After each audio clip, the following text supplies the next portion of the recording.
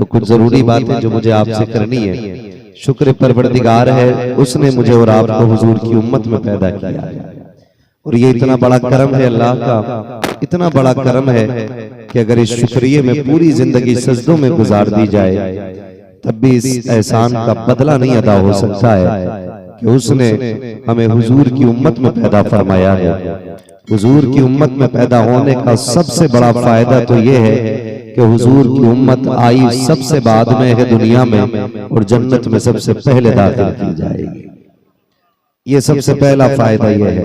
आखिरत के हिसाब से देखें कि आए सबसे बाद में है और जन्नत में दाखिल सबसे पहले किए जाएंगे। सारे नबियों की उम्मत में मैदान क़यामत में सब सब खड़ी होगी।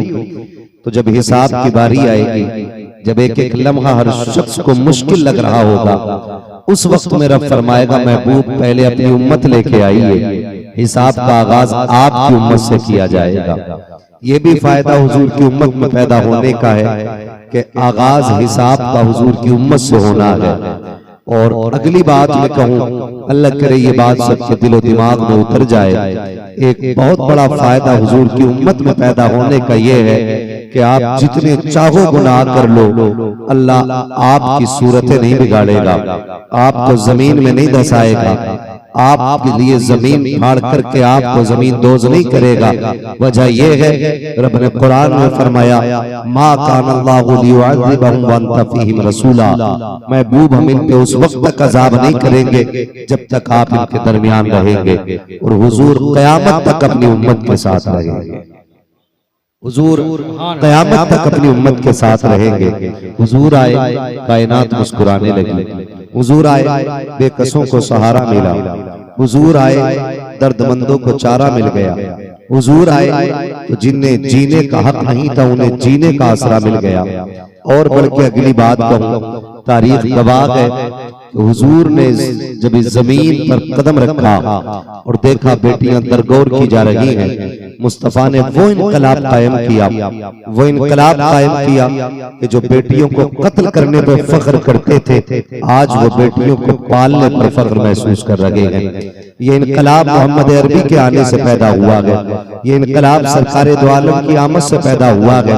मगर बड़ी तकलीफ के साथ ये बात कहनी पड़ रही है कि जिन जिंदगियों को सरकार ने 1400 साल पहले बचाने का बेड़ा उठाया था, आज वही जिंदगानियां फिर खतरे की सुई पे आकर के अटक गई हैं। जिन जिंदगानियों के लिए मुस्तफा ने अनथक कोशिश की थी, आज फिर वही जिंदगानी मौत की कगार पे ला करके खड़ी कर दी गई है। आप कहेंगे मौलवी क्या बात कर रहा है, तो ये बात मैं 100% कह रहा हूँ। हॉस्पिटल में जाकर के देखो, कोई बेटी की विलादत से मुंह लटकाए बैठा है। जाकर के देखो, कोई कहता है मुझे तीसरी बेटी नहीं चाहिए, कोई कहता नहीं नहीं हमें घर के अंदर बेटी की नहीं बेटे की आवाज चाहिए। कितने घरों की कहानियां ये है कि कई घरों में बहुओं को जिंदा जला दिया गया। कितने घरों की कहानियां ये है कि कई घरों में बेटियों को जहर दे करके मार दिया गया। मैं पूछना चाहता हूँ पूरी कायनात आलम से, अगर तुम जिंदगी देने की पावर नहीं रखते हो तो किसी की जान लेने का हक तुम्हें किसने दे दिया है? बेटियां अगर पैदा होती हैं, इसमें माँ का क्या कसूर होता है? अगर बेटियां दुनिया में आ रही हैं तो इसमें माँ की खता क्या है? कितनी बेटियों को इसलिए तलाक दे दिया जाता है कि उनके शिकम से बेटियां ही बेटियां पैदा हो रही हैं। मैं कहना चाहता हूँ जो दुनिया में बेटियों को बोझ समझ रहे हैं, जरा तारीख का ये बात पलट करके देखें। अगर बेटियां बोझ होती तो खुदा महबूब के आंगन में कभी 4 बेटियों जैसे फूल न खिलाता। अगर बेटियां आयब होती तो खुदा महबूब को 4 बेटियां अता न करता। आज मैं कहना चाहता हूँ, आप अल्लाह से बेटे मांगते हो सिर्फ इसलिए कि बेटे बुढ़ापे का सहारा होते हैं। मांगो बेटे, तुम्हारा हक है, लेकिन रोके अल्लाह से बेटियां भी मांग लिया करो, इसलिए कि बेटे बुढ़ापे का सहारा होते हैं, बेटियां आखिरत का सहारा हुआ करती हैं। बेटे दुनिया का सहारा होते हैं, बेटियां उकवा का सहारा होती हैं। बेटे बुढ़ापे में काम आते हैं, बेटियां जहन्नम से बचाने में काम आया। नारे तकबीर, नारे रिसालत, जश्न मिलादुन नबी। दिल के फफोले जल उठे सीने के दाग से, घर को आग लग गई, घर के चिराग से तेरी हट न जाए, मैं तुम्हें बोल लूंगा। इसकी बहस कम कर दो, आवाज दे सकते हो तो दे दो, इको हल्का करो, मेरी आवाज समझ में आनी चाहिए। तवज्जो है सारे लोगों की। आज कंडीशन कौम की है, माफ कीजिएगा, अभी परसों की बात है, एक बाप ने 2 बच्चों को जहर दे के मार दिया। और ताज्जुब ये है कि हुजूर का कलमा पढ़ने वाले लोग हैं। ये हाल हो गया, आज मौत नहीं रह गई, आज एक बाजार बना दिया गया है इंसानियत का, तमाशा बना के रख दिया गया। याद रखो मुसलमानों, कामयाब हमारी जिंदगी हम तभी होगी जब हुजूर के दिए हुए तरीकों को अपनाया जाएगा, वरना 1000 जलसे लाखों महफिलें कोई नहीं जाता। तभी तब्दीली आनी है जब मयार जिंदगी मुस्तफा का किरदार होगा। मैं अगर अभी पूछ लूं ना कितने लोगों को दुआएं आती है, तजवीज की रियायत से बंदे खड़े होकर सुना था, कसम खा के कहती है 95% बच्चों को लोगों को यहाँ पे दुआएं तजवीज की रियायत से नहीं आती। और ये हमारी कौम का रवैया है। और जिन्हें नमाज नहीं आती वो ये फैसला करेंगे कि कौन हक पे है और कौन नहीं। मरना एक दिन ऐसे नहीं फैला। हुजूर के सहाबा में कोई जाहिल नहीं था, सारे इल्म वाले लोग थे। और दौरे फारूक आज़म का हाल तो ये था कि बाजार में गैर फकीह को आने की इजाजत नहीं थी। ये दौर इस्लाम ने देखा है। और आज भी ये दौर इस्लाम को देखना पड़ रहा है कि उसके चाहने वालों को 95% नमाज नहीं आती। ये अलमिया है हमारा, और हमें जन्नत फ्री में चाहिए। किसी का बाप जन्नत नहीं दे सकता है। एक जनाजा उठता है ना, एक जनाजा 1000 लोग जनाजे के साथ होते, और नमाज में कितने खड़े हो रहे हैं? 10%। कोई बीमार की कोई कहता है जल्दी पढ़वा लो, तो ये जो बाहर खड़े क्यों आए? कहीं ने जनाजे की नमाज रोने का। मुझे बताओ, सगा बेटा बाप के जनाजे में खड़ा नहीं होता है। इमाम इजाजत मांग रहे पढ़ाएं, तो बजाय इसके के सफ में से आवाज आती, कोने से बाहर से आवाज आती, पढ़ाई जाए। ये कौन इजाजत देने वाला? का बड़ा बेटा है। क्यों इजाजत दे रहा वहां से? नमाज में क्यों नहीं आया? 2 बातें होती हैं। एक तो ये कि कोई कहता है इसके कपड़े नमाज के नहीं है, या ये कहा जाता है इसे नमाज नहीं आती है। दोनों बातों पे सर अपना दीवार पे मारने का मकाम। अगर आपको नमाज नहीं आती है फिर टूट के मरने का गैरत मकाम। और आप कहते हो आपके कपड़े खराब है, तो फिर आपको बदरजे अदम टूट के मर जाना चाहिए। अगर आपके कपड़े खराब है तो आपको हक किसने दिया कि आप हमारे जनाजे के साथ जाए? कोई है पूछने वाला? मिट्टी देना ये असले ईमान समझ रखा है। खाली मिट्टी डालोगे चले जाओगे, ऐसे दिन नहीं फैलाएगा, ऐसे इस्लाम नहीं फैलाएगा। आज उलमा का कोई वकार नहीं है, क्योंकि ये सिर्फ इमाम है, ये सिर्फ मदरस है। ये 5000 लेकर के आपको मकतब में पढ़ाते, इसलिए इनकी वैल्यू नहीं। मैं समझता हूं दुनिया वालों के सामने इनकी वैल्यू हो ना हो, मदीने वाले के सामने इनका बड़ा। और ये बात करने के बाद जब मेरा नबी मदीने तशरीफ लाया हिजरत करके, बड़े बड़े अमीर खड़े थे चौखट पे, रागों में पल के बिछाए खड़े थे। हुजूर मेरे मेहमान बने, हुजूर मेरे मेहमान बने, लेकिन महबूब ने अमीरों को वैल्यू नहीं दी। सुने और कान खोल के सुने। दौलत वालों को वैल्यू नहीं दी, वैल्यू दी तो अबू अय्यूब अंसारी को दी, जो इतना गरीब था कि जिसके पैर में जूतियां भी नहीं थी, चलने के लिए सवारी भी नहीं थी। अगर आपको अपनी दौलत की कसरत पे नाज है तो बंद कर दीजिए तमाशे। याद रखें, हुजूर ने इल्म वालों से किया। इल्म बैठे लोग गारंटी के साथ कहता हूं, मेरा गरेबान पकड़ के मेंबर से उतार दे अगर बात झूठ हो तो। सुफ़ा पे जो बैठते थे सहाबा, जिनको मुस्तफा तालीम देते थे, वो वाक़े भी करते थे। कई कई दिन तक उनको खाना नहीं मिलता था, लेकिन जब कभी मिलता था, मेरे नबी की भी अपनी हालत ये थी जाहिरी जिंदगी में कि 7-7 दिन तक हुजूर के घर में चूल्हा नहीं जलता था। मैंने यहां तक पढ़ा है कि 1-1 महीना हो जाता था सरकार के घर में चूल्हा नहीं जलता था। ये कंडीशन भी रही है। लेकिन जब भी मिलता तो सरकार सुफा के सहाबा को बुलाते, वो कहते उनको भी बुलाओ, ये खाना उन्हें भी खिलाया जाए।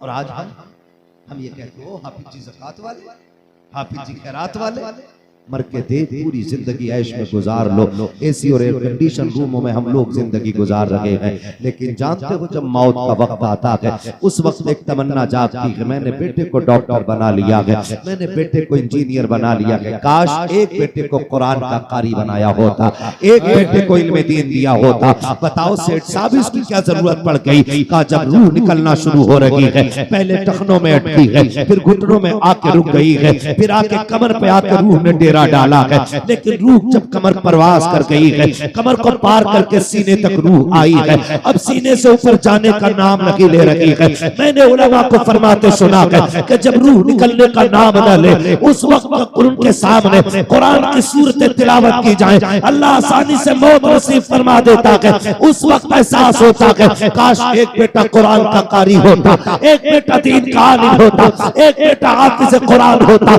आज बेबसी की जिंदगी न जीते, आज बेबसी की मौत न मरते। ओ लोगों मान जाओ अभी वक्त है, इससे पहले कि मौत का फरिश्ता आकर तुम्हारे गिरबान में हाथ डाले उससे पहले जाग जाओ और बरेली वाले के फैजान को पैगाम पे अमल करो। उन्होंने कहा था आज ले उनकी पना, आज मदद मांग उनसे, कल न मानेंगे कयामत में। नारे तकबीर, नारे रिसालत, जश्न ईद मिलादुन नबी, नारे तकबीर, नारे रिसालत। तीन सीखो यार, सीखिए तीन।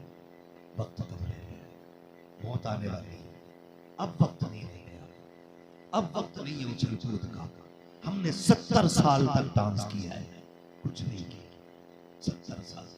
यही वजह है आज एक काम और एक कामयाब और एक बेहतरीन नस्ल को हम जन्म देने में फेल हो गए। आपने पैसा कमाया होगा, आपने शोहरतें कमाई है, लेकिन आप एक अच्छी नस्ल को जन्म देने में फेल हो गए। आप कहेंगे कैसे? एक बंदा बताओ जो खुदा की कसम अपना वक्त मोबाइल पे जाहिर नहीं कर रहा होगा, एक बंदा बताओ, और एक ऐसा बंदा बता दो मुझे, एक बंदा ऐसा पूरे आप उतरोला शहर में ढूंढ के दिखा दो जो रात के 3 बजे तक कौम की फिक्र में जागा। एक बंदा नहीं दिखा सकते, क्योंकि हमने नस्लें बढ़ाई है, नस्लें बनाई नहीं है, बनाई नहीं है हमने। मैं अगर ये कह दूं मुझे देखकर जहन्नम को भी आ गया पसीना, तो शायद आदम मजमा खड़े होकर दाद दे दे। लेकिन अगर मैं खुद से पूछ लूं बता मर रब्बु का मां दीनु का, इसकी तैयारी भी तेरी मेरी है कि नहीं? किसी के पास कोई हिसाब नहीं। बदलो अपने आप को यार, एक अच्छे मुआशरे को तश्कील दो, एक संजीदा और महज़ब कौम बनिए। आज मेरी कौम का नौजवान अगर बाइक पे बैठता है ना तो 80 से नीचे उसकी सुई नहीं जाती, यूं कट मार के निकलता, तो देख के पहचान जाती है मुसलमानी होगा। ईद बकरीद पे हमारी गाड़ियों की फैक्ट्रियां फुल होती हैं और हमें मौत की फिक्र नहीं होती। सबसे ज्यादा बिना हेलमेट के जो कौम चलती है वो मुसलमानों की कौम। सबसे ज्यादा जो रूल तोड़ के चलती है वो कौम मुस्लिम है। आपको लग रहा होगा ना मेरी बातें बुरी है, लेकिन नहीं। मैं आपको बताऊं, मैं नेपाल तकरीर करने के लिए गया, एक IAS ऑफिसर था, उसने आके मुझसे बात की और उसने कहा एक बात बताएं, आज आपसे सवाल यह है कि बॉर्डर पे जो नशे के साथ पकड़े जाते हैं वो सिर्फ मुसलमान ही की होते हैं।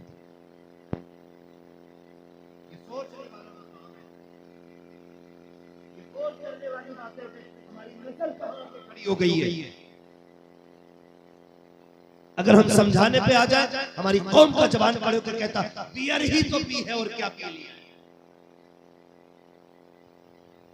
ये तो एनर्जी ड्रिंक है, बियर पीने से क्या खराबी आ गई? मौलवी ये शराब नहीं। मैंने कहा शराब का एक कतरा अगर एक बाल्टी पानी में भी गिर जाए ना तो एक कतरा पूरी बाल्टी पानी को नापाक कर देता है। आप बात करते हो बियर, आज मेरी कौम कहां नहीं डूबी है, मुझे बता तो सकी। इसको नशे ने तबाह किया, इसको रिश्तों ने, नाजायज ताल्लुकात ने बर्बाद कर दिया। क्या बताओ तो सकी 70% रिश्ते क्या लव मैरिज के नाम पे नहीं हो रखे हैं, चैटिंग की बुनियाद पर रिश्ते नहीं हो रखे हैं, व्हाट्सएप और वीडियो कॉल के जरिए क्या तेरे मेरे घर की इज्जत रातों रात नीलाम नहीं हो रखी है। कौन सा नशा रखी है? आज मोहम्मद अरबी का कलमा पढ़ने वाला टिकटॉक पे आकर के डांस की वीडियो बना करके 70,000 फॉलोवर बना के फख्र से कहता है कि मैं एक हिंदुस्तान का इज्जतदार नागरिक बन गया हूँ। 70,000 लोग मेरे फॉलोवर हैं, 70,000 लोग 18 घंटे में मेरी वीडियो देख लेते हैं। मैंने कहा सुन, तेरी एक वीडियो को 70,000 देखे या 70 लाख देखे, तेरे एक कदम को तेरे कंधे पे बैठे हुआ एक एक फरिश्ता देख रहा है। जो तू करता है वो भी लिखा जा रहा है, जो तू करके भूल जाता है वो भी लिखा जा रहा है। तूने अच्छा किया है वो भी लिख लिया गया, तूने बुरा किया है वो भी लिख लिया गया। ये रीलें तो मिट जाएंगी लेकिन कंधे का लिखा हुआ ये मिटाया नहीं जा सकता है। जब कयामत के दिन ये पूरी रील धोई जाएगी उस वक्त कोई बचाने वाला नहीं होगा। ये 70,000 बचाने नहीं आएंगे, 60,000 बचाने नहीं आएंगे। अगर बचाएगा तो अमीना का लाल बचाएगा। इसलिए मेरे इमाम ने कहा था आज ले उनकी पना, आज मदद मांग उनसे, कल न मानेंगे कयामत में अगर माने। बहुत बेशक सुभान। अपनी जिंदगियों को बेहतर करो और आखिरत की तैयारी करो। मुझे इससे कोई सरोकार नहीं है, आप क्यों नहीं उछल रहे? मत कूदो, मत मरो, बदल दो अपने आप को। इस्लाम इतना सस्ता नहीं जितना समझ रखा है, जितना समझ रखा। माफ कीजिएगा, हमारे कपड़े देखिए, आप ईद का दिन होता ना तब कुत्ता ड्रेस पहनती है, कुत्ता ड्रेस, ऐसे कपड़े पहन के निकलते, गैरत आती है। हमें ईद के दिन भी कुर्ता पजामा नसीब नहीं हुआ, ईद के दिन भी हम मुसलमान न बन सके। हम जी हवा में रहे और फिर कह रहे फलां ने मार दिया, फलां ने मार दिया। सुने, इन्नल्लाह ला युगय्यिरु मा बिक़ौमिन हत्ता युगय्यिरु मा बिअनफुसिहिम व इज़ा अरादल्लाहु बिक़ौमिन सूअन फला मरद्द लहु। ये मैं नहीं कह रहा, कुरान कह रहा है, ये मेरा ऐलान नहीं, कुरान का ऐलान है। मोहम्मद कौले खुदा, फरमान न बदला जाएगा, बदलेगा जमाना लाख मगर कुरान न बदला जाएगा। अल्लाह उस कौम की हालत उस वक्त तक नहीं बदलता है जब तक कौम अपनी हालत बदलने के लिए खुद कोशिश न करे। क्या कोशिश हमारी नहीं, दीन इतना सस्ता भी नहीं, खुदारा ताकि हमारी सूरतें नहीं बिगड़ी। ये करम है हुजूर का, हमारे नाम के घर के नाम घर के दरवाजे पे हमें अभी तक जहन्नमी नहीं लिखा गया, वरना पहली उम्मत गुनाह करती थी, दरवाजे पे लिख दिया जाता था जहन्नमी। आ रहा है हाँ, जिसने पूरी रात बिस्तर पे लेट के मोबाइल में फिल्म देखी वो सुबह के इमाम से कहता जी तुम्हारे नमाज पढ़ने का तरीका तुम्हारी किरात दुरुस्त नहीं है, बदलो अपने आप को, खुदा लौट आओ। जिस जगह पे चले गए वो हमारी नहीं है, वो हमारी नहीं है, वो हमारी नहीं है। हुजूर आए, कायनात मुस्कुराए, हुजूर ने उम्मत के हाल को देख के आंसू बहाए थे। या अल्लाह इतने बुरे हालात और 63 साल मालिक कितने कम वक्त में दुनिया कैसे सवारी जाएगी। अल्लाह ने फरमाया इक़रा बिस्मि रब्बिकल लज़ी खलक़। ये पहला ऐलान जो हो रहा है गोया बता दिया महबूब इन्हें इल्म दे दो, हर बुराई का खात्मा खुद ब खुद होता चला जाएगा। जिस कौम को इक़रा कह करके खिताब किया गया था आज वो कौम सबसे ज्यादा जाहिल है, आज वो कौम सबसे ज्यादा पीछे है। जिस कौम को पढ़ने का हुक्म दिया गया था आज वो कौम अनपढ़ है। लेकिन मिजाज हमारा हो गया नहीं कोई जरूरत नहीं, देखा जाए कोई नहीं देख पाएगा मेरे लाल, कोई नहीं देख पाएगा। छोटे से बड़े मैं सबसे कहना चाहता हूँ खुदारा कब्र में कोई किसी को नहीं देखेगा, सबको अपनी अपनी जेब, सबको अपनी अपनी हिसाब से, कोई नहीं आना है कब्रों में, जैसी करनी है वैसी करनी है। इस्लाम बहुत मुश्किल से है। हुजूर ने जब देखा बेटियां कत्ल की जा रही है, माओ का कोई वकार नहीं, बाप की कोई इज्जत नहीं, हुजूर ने वकार की, इज्जत होगी महराज को उसको अता फरमाए, फिर जाकर के बेटियों को वकार मिला। आज कंडीशन हमारी है, आज कंडीशन ये हमारी बेटी नकाब पहन के गैर के साथ कोर्ट मैरिज कर ले रही है, कोर्ट मैरिज कर ले रही है और कौम चीखती रहती है। मैं तो हैरत में पड़ गया ना, एक बाप पगड़ी लेके खड़ा हो बेटी से कह रहा बेटी घर लौट चल, मेरी इज्जत का लिहाज कर, मैं तेरे पैरों पे पगड़ी रख रहा हूं। बेटी ने कहा मैं कौन हूं मैं तुम्हें जानती नहीं।